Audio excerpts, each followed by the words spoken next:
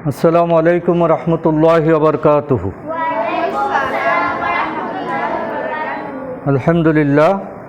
अल्हम्दुलिल्लाहि रब्बिल आलमीन वस्सलातु वस्सलामु अला सय्यिदिल मुरसलीन व अला आलिहि व अस्हाबिहि अजमाइन। আন্ডারস্ট্যান্ড কোরআন অ্যান্ড সালাহ, সহজ পদ্ধতিতে কোরআন এবং সালাত অনুধাবন, এই কোর্সের আজকে দ্বিতীয় ক্লাস আমরা শুরু করতে যাচ্ছি। শুরুতে আমরা মহান আল্লাহ তাআলার শুকরিয়া আদায় করছি। আল্লাহ তাআলা কোরআনের মতো একটি গুরুত্বপূর্ণ বিষয়ে আমাদেরকে শিকার এবং শোনার শেখানোর সাথে সংযুক্ত করেছেন। আমরা হাজির হতে পেরেছি এবং আজকে আমরা শেখার জন্য এখানে সবাই সমবেত হয়েছি। আমরা সবাই পড়ি আলহামদুলিল্লাহ। শেখার জন্য আসলে তিনটি জিনিস প্রয়োজন। আমি এখানে বলেছি যে কোনো কিছু শিখতে হলে আমাদেরকে তিনটা বিষয় লাগবে। সেটা হলো কি, এক নাম্বার কি মনোযোগ, দুই নাম্বার একাগ্রতা, তিন নাম্বার সক্রিয়তা। যে কোনো বিষয় জানার জন্য এই তিনটি বিষয় অত্যন্ত গুরুত্বপূর্ণ। মনোযোগ লাগবে, আন্তরিকতা লাগবে, আর অ্যাক্টিভ থাকতে হবে, সক্রিয় থাকতে হবে। আমি যদি আমার কাজে ব্যস্ত থাকি, অন্যদিকে যদি মনোযোগ থাকে, অথবা এটার প্রতি যদি আমার কোনো আন্তরিকতা না থাকে, তাহলে কোরআনের মতো এই মহা নিয়ামত আমরা লাভ করতে পারবো না। শেখার একটি গোল্ডেন রুল হলো, আমি শুনি, আমি ভুলে যাই। আমরা যতটুকু শুনি অধিকাংশ আমরা ভুলে যাই। আমি দেখি, আমি মনে রাখি, দেখলে কিছুটা মনে থাকে। আমি অনুশীলন করি, আমি শিখি। আমি যখন সেটা বারবার প্র্যাকটিস করব, তখন আমার কিছুটা শেখা হয়ে যায়। আর আমি যখন শেখাই, তখন আমি চৌকস হয়ে উঠি। অর্থাৎ কাউকে শেখাতে গেলে আমার পড়াটা, আমার শেখানোটা যথার্থ হয়। এজন্য ভালোভাবে শেখা যায় কাউকে শেখালে। কাজেই শিখতে চাইলে শিক্ষক খুন। আমরা আজকে যা শিখছি বা শিখব, এটা আরেকজনকে বোঝানোর চেষ্টা করব। আর কোরআনের এই প্রচারটা হতে হবে সর্বব্যাপী, সবসময়। আমরা যেখানেই যাই কোরআনের কথা বলবো এবং কোরআনের বাণীগুলো আমরা সবার কাছে পৌঁছে দেওয়ার চেষ্টা করব। আজকেও আমরা গতকালকের নিয়ে গ্রামার দিয়েই আমাদের ক্লাসটা আমরা শুরু করছি। শেষের দিকে আমরা আয়াত ভিত্তিক অর্থগুলো জানার চেষ্টা করব এবং আজকে আমরা আজকের এই ক্লাসের মাধ্যমে আমরা প্রায় 18টি নতুন শব্দ জানব।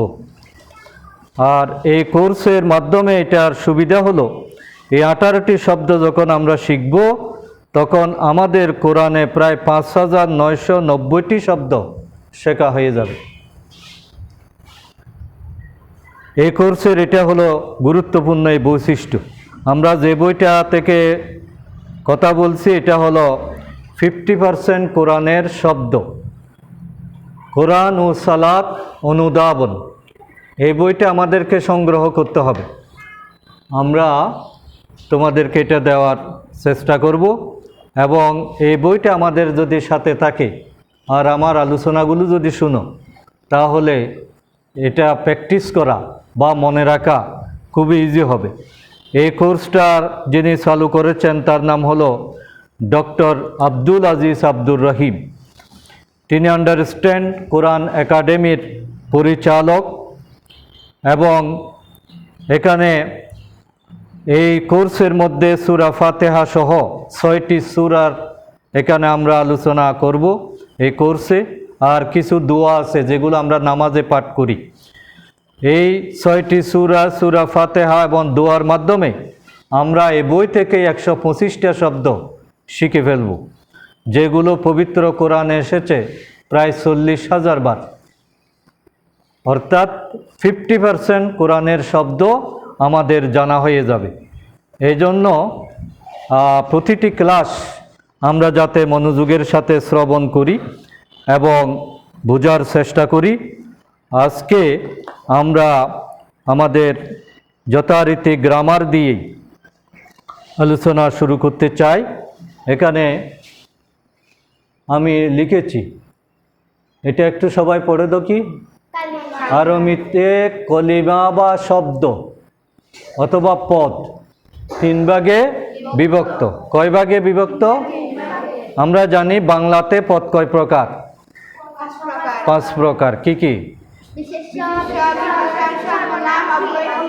বিশেষ্য, বিশেষণ, সর্বনাম, অব্যয়, ক্রিয়া। বাংলাতে 5 প্রকার। আর ইংরেজিতে কয় প্রকার? 8 প্রকার। কি কি?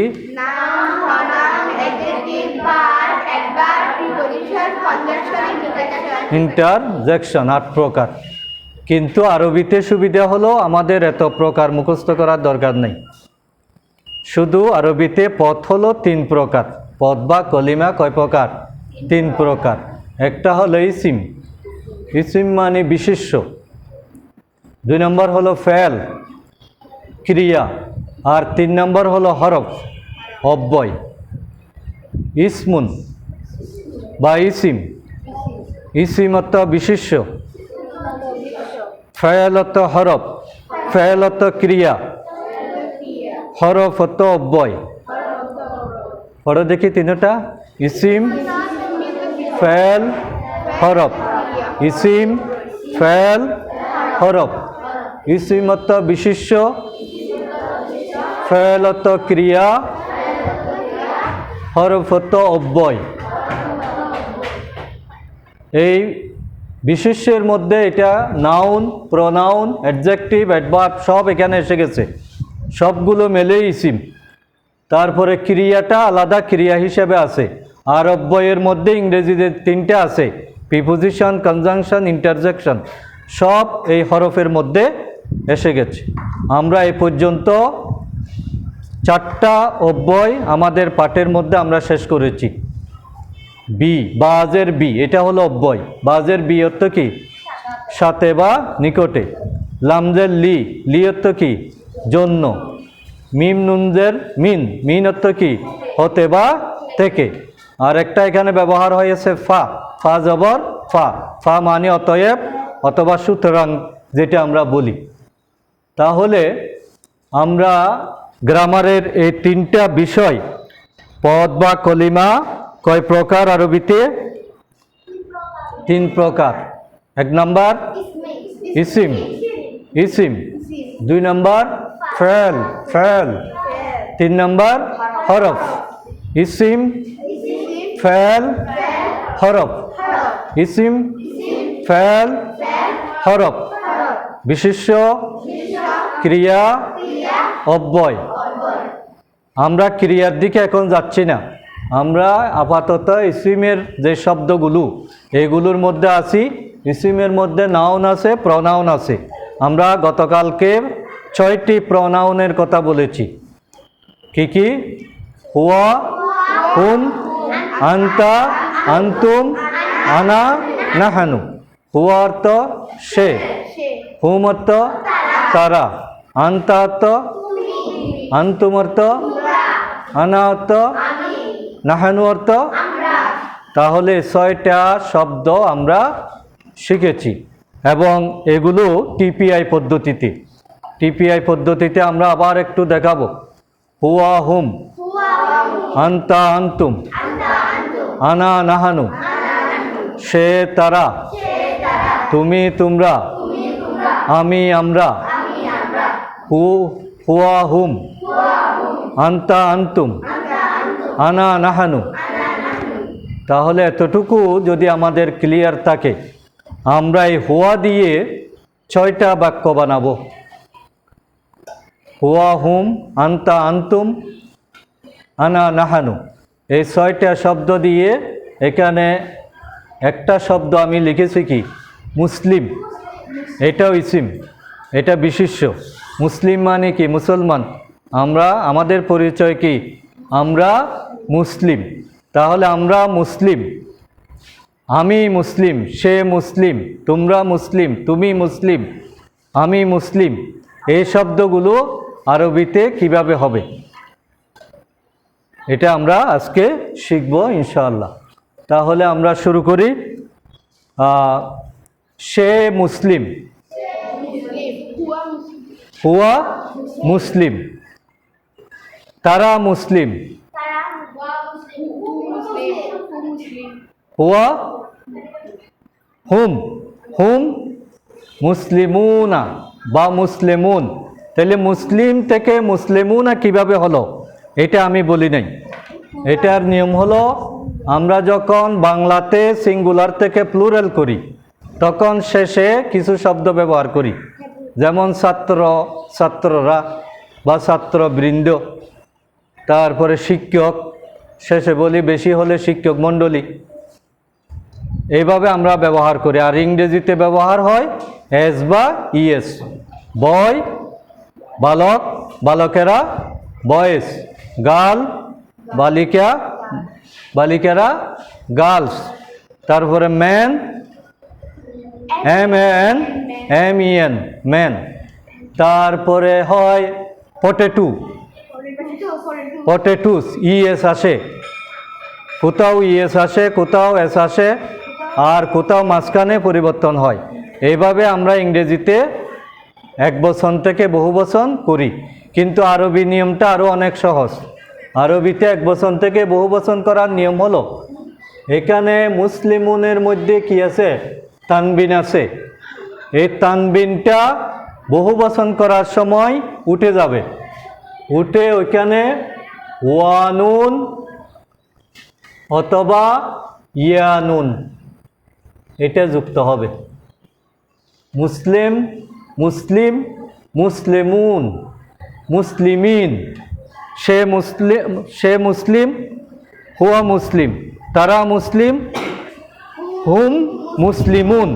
তাইলে তানবিন উঠে যাবে, তানবিনের জায়গায় কি যুক্ত হবে, ওয়ানুন অথবা ইয়ানুন। তাইলে এগুলো, এই শব্দগুলো আমরা ওয়ানুন এবং ইয়ানুন দিয়ে বহুবচন বানাবো। ওদিকে জমির যদি একবচন হয় এদিকে একবচন বসবে, জমির বহুবচন হলে এটা বহুবচন হবে। সে মুসলিম একবচন না বহুবচন, দুইটাই একবচন। হুয়াও একবচন, মুসলিমও একবচন, কিন্তু যখন বলি তারা মুসলিম তখন দুইটাই বহুবচন। তারা যখন বলি তখন হুম মুসলিম হবে নাকি হুম মুসলিমুনা হবে, হুম মুসলিমুনা বা হুম মুসলিমুন। থামলে মুসলিমুন আর পড়ে গেলে মুসলিমুনা, হুম মুসলিমুনা। তাহলে আমরা আবার একটু প্র্যাকটিস করি। সে মুসলিম, হুয়া মুসলিম, তারা মুসলিম, হুম মুসলিমুন, হুম মুসলিমুন, এতটুকু মনে রাখি, হুম মুসলিমুন। তুমি মুসলিম, আনতা মুসলিম, তোমরা মুসলিম, আনতা আনতুম মুসলিমুন, আমি মুসলিম, আনা মুসলিম, আমরা মুসলিম, নাহানু মুসলিমুনা, নাহানু মুসলিমুনা। তাহলে টিপিআই পদ্ধতি, সে মুসলিম, হুয়া মুসলিম, তারা মুসলিম, হুম মুসলিমুন, তুমি মুসলিম, আনতা মুসলিম, তোমরা মুসলিম, আনতুম মুসলিমুন, আমি মুসলিম, আনা মুসলিম, আমরা মুসলিম, নাহানু মুসলিমুন।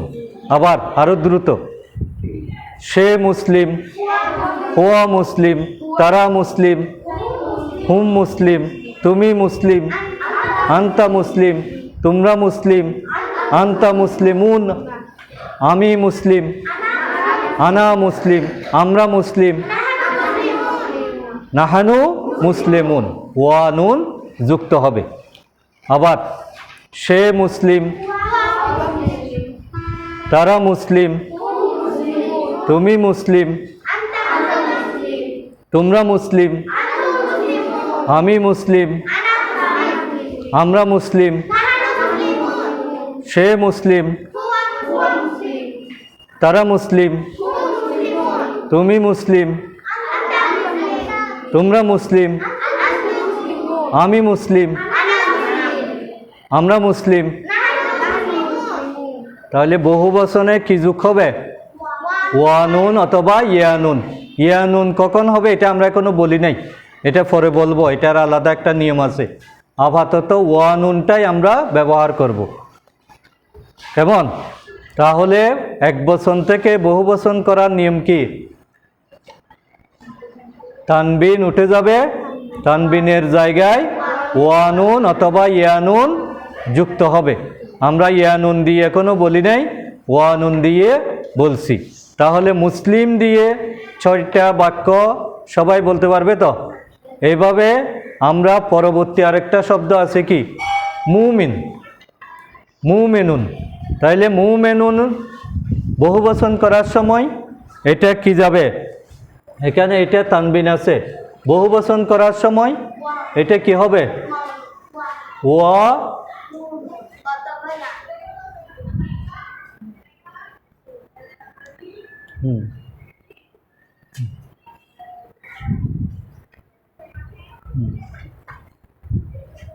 মুমিনুনা, মুমিনুনা হবে। মুমিন, আমি মুমিন, আমরা মুমিন, নাহানু মুমিনুন, সে মুমিন, হুয়া মুমিন, তারা মুমিন, হুম মুমিনুন, হুম মুমিনুন। তারপরে তুমি মুমিন, তোমরা মুমিন, আনতুম মুমিনুন, আনতুম মুমিনুন। তাহলে আবার টিপিআই পদ্ধতিতে, সে মুমিন,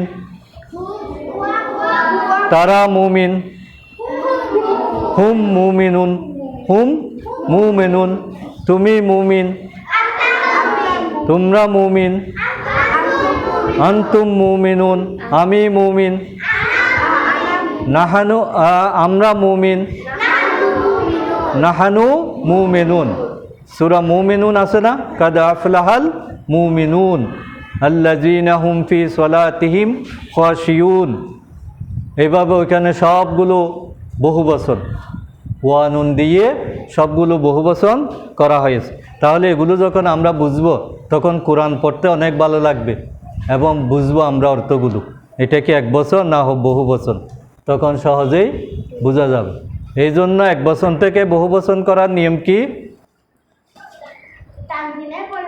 তানবিন উঠে যাবে, ওয়ানুন অথবা ইয়ানুন যুক্ত হবে। তাহলে মুমিন দিয়ে আমরা আবার প্র্যাকটিস করি। টিপিআই, টিপিআই মানে কি? Total physical interaction, total physical interaction. আমি যখন আমরা ছেলের জন্য পুল্লিঙ্গের জন্য ডান হাত, সিঙ্গুলারের জন্য 1 আঙ্গুল, আর প্লুরালের জন্য 4 আঙ্গুল, থার্ড পারসনের জন্য ডান দিক, সেকেন্ড পারসনের জন্য সামনে, আর ফার্স্ট পারসনের জন্য নিজের দিকে। তাহলে এখনও আমরা স্ত্রীলিঙ্গেও যাই নাই। তারপরে ইংরেজিতে বচন 3 প্রকার, একবচন, দ্বিবচন, বহুবচন। আমরা দ্বিবচনটা এখনও বলি নাই, এটা পরে আসবে। আপাতত একবচন এবং বহুবচন এই কথাগুলোই আমরা বলছি। তাহলে মুমিন দিয়ে আমরা আবার আরেকটু প্র্যাকটিস করি। সে মুমিন, তারা মুমিন, তুমি মুমিন, তোমরা মুমিন, আমি মুমিন, আমরা মুমিন, মুমিন। Very good. এরপরে সলে, সলে মানে কি? সৎলোক। আমরা সৎলোক বলি না, সলে বান্দা। তাহলে সলেহুন আছে এখানে, কিন্তু এটাকে আমরা বহুবচন বানাবো। তানবিন উঠে যাবে, ওয়ানুন যুক্ত হবে। সে সৎলোক, হুয়া সলে, তারা সৎলোক, হুম সলেহুন, হুম সলেহুন, তুমি সলে, তোমরা সলে, আমি সলে, আমরা সলে, সবাই দেখাতে হবে, বসে থাকবে না কেউ, হাত ব্যবহার করতে হবে। সে চলে, তারা চলে, তুমি চলে, তোমরা চলে, আমি চলে, আমরা চলে। এখন এই তিনটা দিয়ে প্র্যাকটিস কে কে পারবে? পারবে তো ইনশাআল্লাহ। আসো, তুমি আসো দেখি।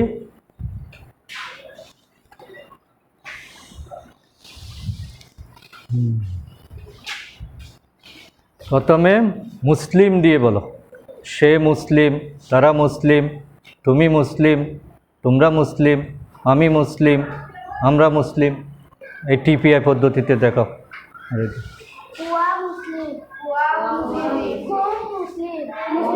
আরেকটা দিন।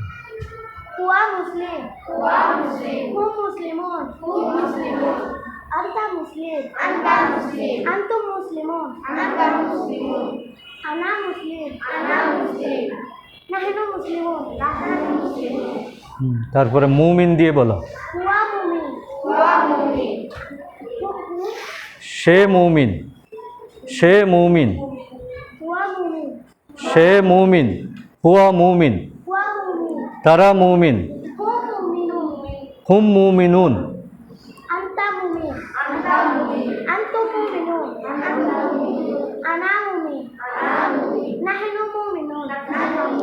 বাংলা অর্থ সহ বলবা, আবার বলো। সে মুমিন,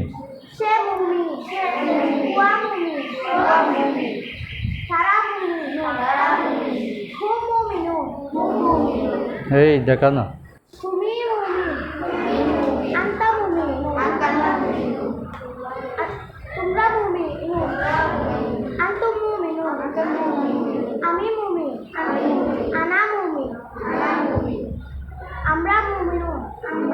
আমরা মুমিন, নাহানু মুমিন। আরও তাড়াতাড়ি বলার চেষ্টা করতে হবে। যাও, তুমি আসো। তুমি সলেহ দিয়ে বলো।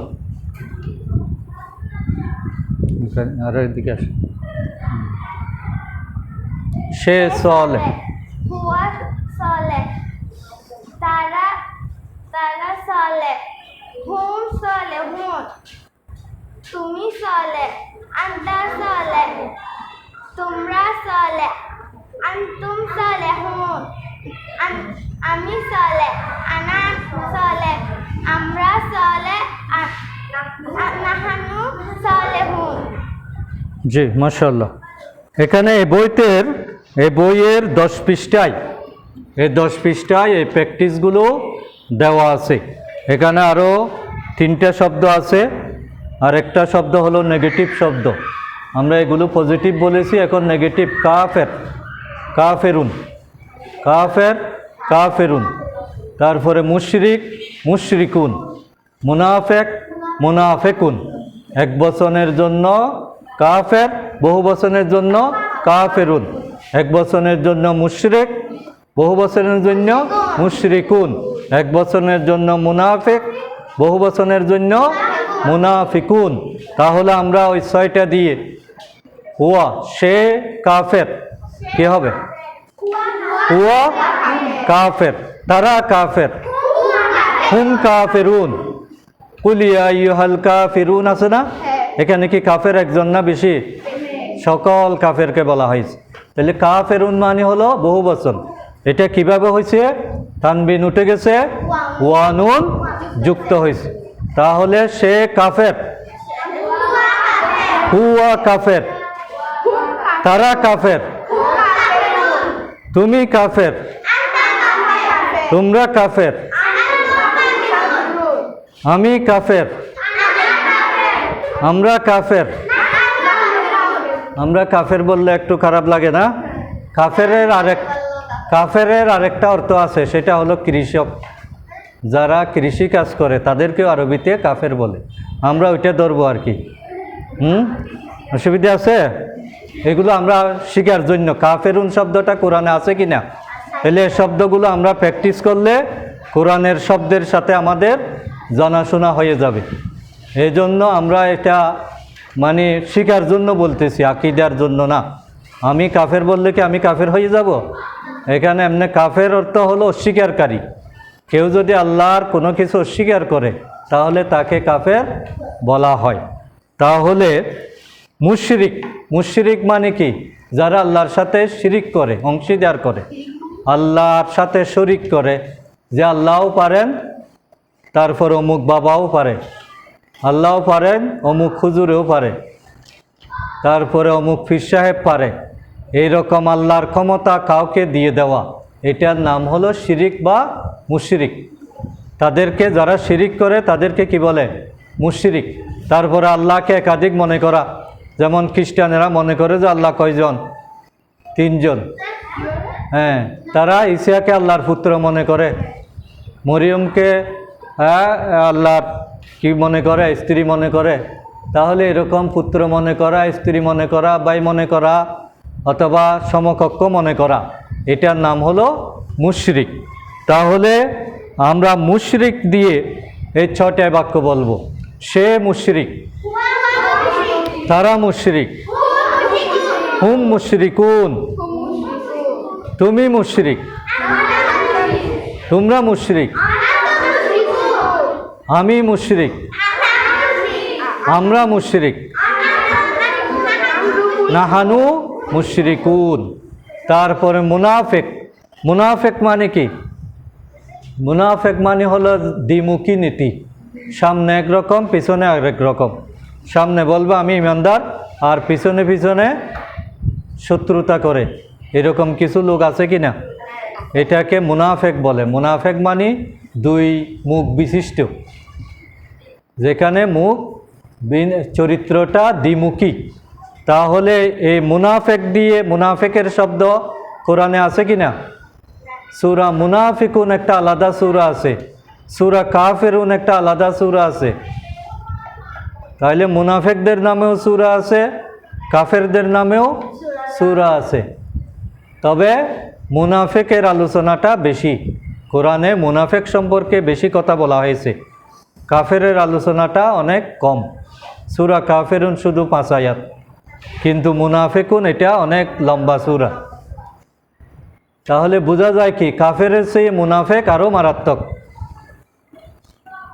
তাহলে 3টে শব্দ দিয়ে আমরা আবার আরেকটু প্র্যাকটিস করি। সে কাফের, তারা কাফের, তুমি কাফের, তোমরা কাফের, আমি কাফের, আমরা কাফের। সে মুশরিক, তারা মুশরিক, তুমি মুশরিক, তোমরা মুশরিক, আমি মুশরিক, আমরা মুশরিক, নাহানু মুশরিকুন। সে মুনাফিক, তারা মুনাফিক, তুমি মুনাফিক, তোমরা মুনাফিক, আমি মুনাফিক, আমরা মুনাফিক। তাইলে ওয়ানুন অথবা ইয়ানুন যুক্ত করে বহুবচন করা যাবে। আমরা তো সিরিয়ালি বললাম, কিন্তু এগুলো এলোমেলো যখন বলতে পারবো হঠাৎ করে আমি যদি বলি যে তারা মুসলিম, হুম মুসলিমুন, তোমরা মুশরিক, আনতুম মুশরিকুন, আমি মুমিন, তারা কাফের। এভাবে আরো দ্রুত, আমরা তো অনেক চিন্তা করে করে বলতে হচ্ছে, চিন্তা করে বললে এটা মনে থাকবে না। একেবারে এগুলো জোরে একেবারে ইজি হয়ে যেতে হবে, বলার সাথে সাথে চুম্বকের মতো টাচ করতে হবে। পারবো তো ইনশাআল্লাহ? তাহলে সেভাবে আমরা প্র্যাকটিস করব এই টিপিআই পদ্ধতিতে। এটা যত বেশি আমরা প্র্যাকটিস করব আমাদের তত বেশি সহজ হবে। এবং এখানে এই 12 পৃষ্ঠাতে কিছু বাড়ির কাজ অথবা ক্লাস সের কাজ দেওয়া আছে। এগুলো আমি তোমাদেরকে কাগজ সাপ্লাই করব, এটা ফটো স্টেট করে দেব, সেখানে আনসারগুলো করে আমাকে দেখাতে হবে। এভাবে আমরা যখন সাথে সাথে পরীক্ষায় অংশগ্রহণ করব এবং প্র্যাকটিস করব, আমাদের একদম এগুলো জানা হয়ে যাবে। আর তোমরা চেষ্টা করবে আমার এই লেখাগুলো, আমি যেগুলো বোর্ডে লিখছি এগুলো খাতার মধ্যে তোলার জন্য, তাহলে বাড়িতে একটু একটু দেখলে এটা আরও বেশি সহজ হয়ে যাবে। এখন আমরা আমাদের সময় কম, আমরা শেষের দিকে চলে আসছি। সেকেন্ড পার্ট, সেটা হলো আয়াতের অর্থগুলো জানা। গতকালকে আমরা 2টা আয়াতের অর্থ বলছিলাম। শয়তান থেকে আশ্রয় চাওয়ার জন্য আমরা কোন দোয়া পড়ি? আমার সাথে সবাই পড়ো। আউযু বিল্লাহি মিনাশ শাইতানির রাজীম।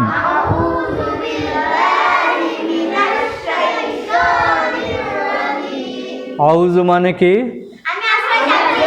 বিল্লাহি আল্লাহ নিকট, মিন শয়তান শয়তান থেকে বা শয়তান হতে, মিনাশ শয়তান মানে শয়তান হতে। আর শয়তানটা কীরকম? রাজিম, আর রাজিম বিতাড়িত। আউযু বিল্লাহ, আমি আল্লাহর নিকট আশ্রয় চাচ্ছি, মিনাশ শয়তান, মিনাশ শয়তানির রাজিম, বিতাড়িত। বসে থাকলে হবে না, আওয়াজ করতে হবে, সবাই একসাথে বলবে। আউযু মানে কি? বিল্লাহি আল্লাহের নিকট বা আল্লাহকে, এখানে বিসমির যখন বলি তখন আল্লাহর সাথে, ইকরা বিসমি যখন বলি তখন আল্লাহর নামে, তাহলে নামেও হয়, সাথেও হয়, নিকটও হয়। বাজের বি দিয়ে অনেকভাবে এটা ব্যবহার হতে পারে। এখানে আউযু বিল্লাহ মানে আল্লাহর নিকট। আমরা কার কাছে আশ্রয় চাই? আল্লাহর নিকট। আউযু বিল্লাহি মিনাশ শাইতানির রাজিম। অর্থ কি হবে? আমি বিতাড়িত শয়তান থেকে আল্লাহর নিকট আশ্রয় চাই। সোজা হয়ে বসো। তারপরে বিসমি, বিসমিল্লাহির রহমানির রহিম। ইসমি মানে কি বলছিলাম? নাম। বিসমি মানে নামের সহিত, বি মানে শহীদ বা সাথে, বিসমি মানে নামের সহিত, বিসমিল্লাহি মানে আল্লাহর নামের সহিত, আল্লাহর নামকে নিয়ে। আর রহমানির রহিম, যিনি পরম করুণাময় এবং অশেষ দয়ালু। তাহলে বিসমিল্লাহির রহমানির রহিম অর্থ কি হবে?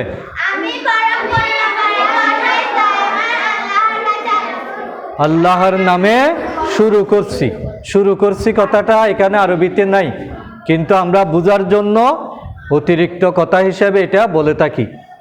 আউযু বিল্লাহি মিনাশ শাইতানির রাজিম, বিসমিল্লাহির রহমানির রহিম। পরম করুণাময় দয়াময় আল্লাহর নামে আমি শুরু করছি। এখানে বিল্লাহি শব্দটা আছে কোরআনের মধ্যে 2702 বার। মিনাশ শয়তান শব্দটা আছে, শয়তান শব্দটা আছে 88 বার। মিন শব্দটা আছে 3000 বার। রহমান শব্দটা আছে 57 বার। রহিম শব্দটা আছে 12 বার।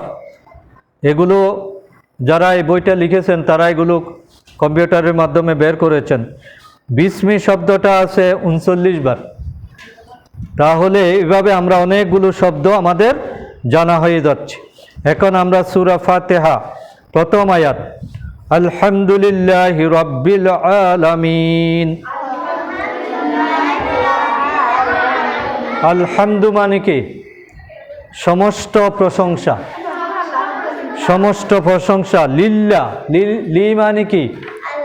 লি মানে জন্য, লিল্লাহ মানে আল্লাহর জন্য, সমস্ত প্রশংসা আল্লাহর জন্য। রব্বিল, রব মানে কি? প্রতিপালক। রব মানে প্রতিপালক। আল্লাহর একটা গুরুত্বপূর্ণ নাম কি? রব। কবরের মধ্যে আমাদের প্রশ্ন করা হবে, মান রব্বুকা, তোমার রবকে, নাকি মান আল্লাহ বলবে? ওইখানে আল্লাহ শব্দ বলবে না, ওইখানে প্রশ্ন করবে রব, মান রব্বুকা। তাইলে এই রবটা হলো সবচেয়ে ইম্পর্টেন্ট একটা শব্দ। রব মানে প্রতিপালক। রব কাকে বলে? যিনি যার যতটুকু যখন যেভাবে প্রয়োজন সেভাবে যিনি তৎক্ষণাৎ তা দিতে পারেন, তাকেই বলা হয় রব। যেমন আমরা যখন মায়ের পেটে ছিলাম, আমাদের খাবার দাবার কে সংগ্রহ করেছেন? কে সরবরাহ করেছেন? আল্লাহ তাআলা সরবরাহ করেছেন। আমরা যখন মায়ের পেট থেকে জন্মগ্রহণ করলাম, মায়ের বুকে দুধ কে দিলেন? আল্লাহ তাআলা দিলেন। কারণ তখন যদি আমি রান্না করা খাবার আমাকে দেওয়া হয়, আমি মারা যাব, আমার পেট খারাপ করবে।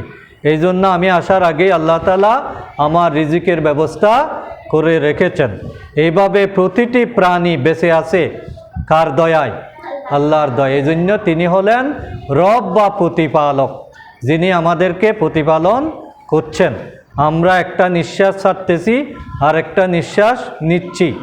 এই ছাড়া এবং নেওয়া এর মধ্যে যদি সময় দেরি হয়ে যায়, আমি নিঃশ্বাস ছাড়লাম, নিতে পারতেছি না, এরকম কয়েক সেকেন্ড থাকা মানে কি?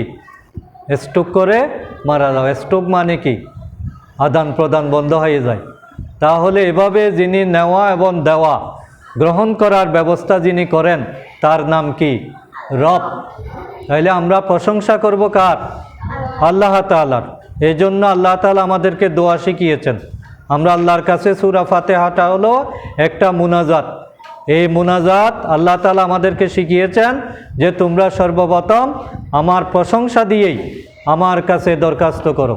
তাইলে আমরা প্রশংসা করতেছি। আলহামদু অর্থ বলো, রব্বিল, আলহামদুলিল্লাহি, রব্বিল রবের নিকট, আলামিন, আলামিন মানে কি? সমস্ত জগৎ। সমস্ত জগৎ, আলম থেকে আলামিন। আমরা আমাদের দেশে আলম আছে না? নুরুল আলম, সৈয়দুল আলম। এই আলম মানে হলো জগৎ, আর আলামিন মানে হলো বহু বচন। এই যে ওয়ানুন ইয়ানুন বলছি না, তাহলে আলমের সাথে কি যোগ হয়েছে? ইয়ানুন যোগ হয়েছে, আলামিন। এটা বহু বচন। আলহামদুলিল্লাহি রব্বিল আলামিন অর্থটা বলো। যিনি সারা জাহানের রব। আর রহমানির রহিম, যিনি পরম করুণাময় এবং অশেষ দয়াবান। মালিক ইয়াউমিদ্দিন, মালিক, মালিক অর্থ কি? মালিক অর্থ আমরাও মালিক বলি, এই দোকানের মালিক, ঘরের মালিক, জায়গার মালিক। তাইলে এখানে মালিক, মিমের উপর কি আছে? খাড়া জবর। এখানে খাড়া জবর দিয়ে কি বোঝানো হয়েছে? মালিক মানে হলো বিশাল জগতের যিনি মালিক। আবার সূরা নাসের মধ্যেও মালিক শব্দটা এসেছে, কুল আউযু বিরাব্বিন নাস মালিকিন নাস। ওইখানে টান আছে? নাই, ওইটা হলো হরকত, জবর শুধু, ওইটা তাড়াতাড়ি বলতে হবে। আর এখানে টান দিতে হবে, মালিক ইয়াউমিদ্দিন। ইয়াউম মানে হলো দিন, আর দিন মানে হলো জীবন ব্যবস্থা। দিন অর্থ জীবন ব্যবস্থা, আর এখানে হলো বিচার দিন। বিচার দিন বলতে কোন দিন? আমরা যখন কিয়ামতে হাজির হব, আমাদের আমল নামার হিসাব নিকাশ হবে কিনা, সেখানে আদালত বসবে, সেটাকে বলা হয়েছে দিন, বিচারের দিন। তাহলে বিচারের দিনটা অনেক ব্যাপক কাজ কিনা, এটা একটা বিশালতা বোঝানোর জন্য আল্লাহ তাআলা এখানে মালিক বলেছেন। মালিক ইয়াউমিদ্দিন। ইয়াউম মানে কি? দিন, 24 ঘন্টার যেটা দিন। ইয়াউমুল হাসর, হাসরের দিন। ইয়াউমুল কিয়ামা, কিয়ামতের দিন। এখানে ইয়াউমাত, ইয়াউমুত, ইয়াউমিদ্দিন, বিচার দিনের মালিক। আবার বলো, মালিক মানে কি? মালিক। ইয়াউম মানে দিন, আর দিন মানে বিচার, বিচার দিবসের যিনি মালিক, মালিক ইয়াউমিদ্দিন, বিচার দিবসের যিনি মালিক। এগুলো তোমাদেরকে আবার এখানে এসে বলতে হবে, এজন্য ভালো করে খেয়াল করো। মালিক ইয়াউমিদ্দিন। এরপরে আয়াত কি? ইয়াকা, ইয়া, ইয়া মানে হলো একমাত্র তোমার, একমাত্র তোমারই, অনলি ফর ইউ। আমরা বলি না এটা শুধু তোমার, শুধুমাত্র, একমাত্র, কেবলমাত্র। এটার আরবি কি? ইয়া। আর কা তো কি? তোমার। কা কুম এগুলো আমরা বলি না, আগামী ক্লাসে বলবো। হ্যাঁ, কা তো তোমার, ইয়া কা তো শুধুমাত্র তোমার। না বুধু, ইবাদত করি, আমরা শুধুমাত্র ইবাদত করি। ওয়াইয়াকা নাস্তাইন, এবং কেবলমাত্র তোমারই নিকট। নাস্তাইন মানে সাহায্য চাই। না বুধু অর্থ আমরা ইবাদত করি, নাস্তাইন অর্থ আমরা সাহায্য চাই। তাহলে এতটুকু আজকে আমরা আদায় করলাম। এর মাধ্যমে আমাদের নতুন শব্দ শেখা হয়ে গেল কয়টা? 18টি।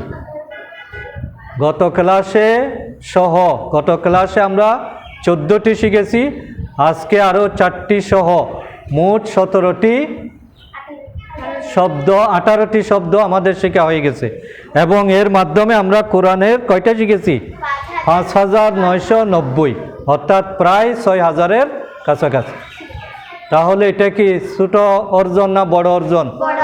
অনেক বিরাট কিছু আমরা শিখে ফেলেছি এই মাত্র কিছুক্ষণ সময় ব্যয় করে। তাহলে কোরআনের মজা হলো এখানে, আমরা যদি একটু সময় দিই কোরআনটা আমাদের হৃদয়ে বসে যাবে। আমরা পারবো তো ইনশাআল্লাহ? তাহলে আজকে আমরা এতটুকুতে শেষ করতে যাচ্ছি। আগামী ক্লাসে আমরা এগুলো আবার রিভিশন হবে, তোমরা এগুলো বাড়িতে প্র্যাকটিস করবা। আর পরবর্তী গ্রামার এবং আয়াতের দিকে আমরা যাব। তা আসলে কোরআনটা সহজ নাকি কঠিন? ওয়ালাকাদ ইয়াসসারনাল কুরআনা লিযিকরি, আল্লাহ তাআলা বলেছেন আমি তোমাদের জন্য কোরআনকে সহজ করে দিয়েছি, লিযিকরি, উপদেশ গ্রহণের জন্য। এখানে জিকির মানে তেলাওয়াত, জিকির মানে অনুধাবন, জিকির মানে অর্থ বোঝা, জিকির মানে প্রচার করা, জিকির মানে মুখস্থ করা, জিকির মানে বিশুদ্ধভাবে উচ্চারণ করা, সবগুলোই জিকির। তাহলে আল্লাহ বলছেন তুমি তোমার জন্য বুঝতেও সহজ, মুখস্থ করতেও সহজ, প্রচার করতেও সহজ, ব্যাখ্যা করতেও সহজ। কোরআনটা আমি এভাবে তোমাদের জন্য সহজ করে দিয়েছি। এইভাবে সহজ কোরআন আমরা প্রতিদিন শেখার চেষ্টা করব। এবং আমরা যদি কোরআনের এই আলোকে আলোকিত হতে পারি তাহলে আল্লাহর কাছে আমরা সবচেয়ে বেশি দামি বান্দা হিসেবে পরিণত হব। খায়রুকুম মান তাআল্লামাল কুরআনা ওয়া আল্লামাহু। আল্লাহর কাছে সবচেয়ে সেরা কারা? যারা কোরআন শিখে এবং অন্যকে শেখায়। তাহলে আমরা আজকে শিখতেছি এবং শেখাচ্ছি, সুতরাং আল্লাহর কাছে আমরাই সেরা বান্দা। আল্লাহ তাআলা আমাদের সকলকে তৌফিক দান করুন, আমরা যাতে কোরআনের এই আলোকে নিজেদেরকে সাজাতে পারি এবং আল্লাহ তাআলা আমাদের যাতে কোরআনের খাদেম হিসাবে কবুল করেন। তাইলে যে কোনো আলোচনা, বৈঠক, ক্লাস শেষ করার পরে একটা দোয়া পড়তে হয়। এই দোয়া পড়াটা সুন্নাত। আল্লাহ রসুল আমাদের কথাবার্তা, আচার আচরণ, অঙ্গভঙ্গির মধ্যে অনেক ভুল হয়ে যায়। তা আমরা যখন এখান থেকে বিদায় নেব সাথে সাথে আল্লাহর কাছে মাপ চাইতে হবে। সেই দোয়াটা আমার সাথে সবাই বলো, সুবহানাকা আল্লাহুম্মা ওয়া বিহামদিকা আশহাদু আন লা ইলাহা ইল্লা আনতা আস্তাগফিরুকা ওয়া আতুবু ইলাইকা। হে আল্লাহ, আমি আপনার সপ্রশংসা পবিত্রতা ঘোষণা করছি। আমি সাক্ষ্য দিচ্ছি যে আপনি ছাড়া কোনো ইলাহ নেই। আমি আপনার কাছে ক্ষমা প্রার্থনা করছি এবং আপনার কাছে তওবা করছি। আমিন ইয়া রাব্বাল আলামিন। আসসালামু আলাইকুম ওয়া রাহমাতুল্লাহ।